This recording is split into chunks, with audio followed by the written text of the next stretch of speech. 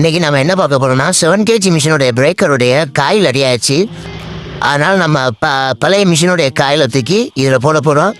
இந்த மிஷினுடைய காயில் நல்லா இருக்குது.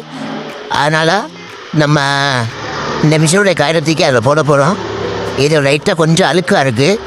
ஆனால் இதை பெட்ரோல் வச்சு க்ளீன் பண்ணி செக் பண்ணி போட்டோம்னா நல்லபடியாக இருக்குது. அதனால் நம்ம இதோட காயிலை தூக்கி அதில் போட போகிறோம்.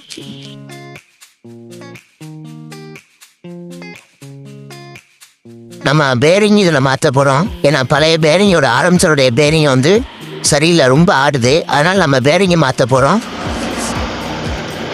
அதான் பேரிங் கலெக்டர் மிஷினு. அதில் பழைய பேரிங் எடுக்கணுங்க. இதான் பழைய பேரிங்கு.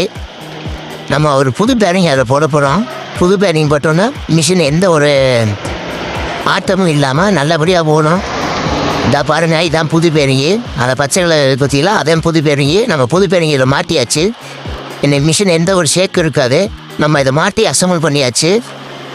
இதே மாதிரி உங்களுடைய மிஷின் ஏதாச்சும் ப்ராப்ளமாக இருந்தால் நீங்கள் என்கிட்ட கொடுக்கலாம். நம்ம கடை எங்கே இருக்குன்னா இளையான்குடி பாரத் பெட்ரோல் பங்க் ஆப்போசிட்டில் இருக்குது. பவர் டூல் மிஷின் எந்த மிஷினாக இருந்தாலும் சரி, ரிப்பேர் ஆன மிஷின் எந்த மிஷினாலும் சரி, அதை நான் சரி பண்ணி கொடுப்பேன்.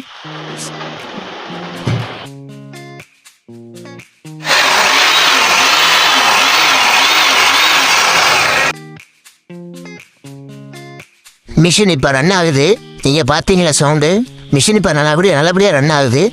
எந்த ஒரு பிரச்சனையும் இல்லை. நம்ம பின்னாடி உள்ள மேலே உள்ள அந்த மூடியை மட்டும் மாட்டிட்டோம்னா நம்ம கஸ்டமர்கிட்ட கொடுத்துடலாம்.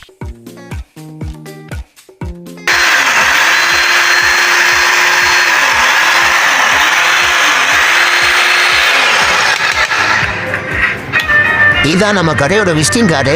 பவர் டூல் மிஷின் ஏதாச்சும் ரிப்பேர்னா இந்த நம்பருக்கு கால் பண்ணுங்க. என்னுடைய பவர் டூல் மிஷினை நான் சரி பண்ணி கொடுப்பேன்.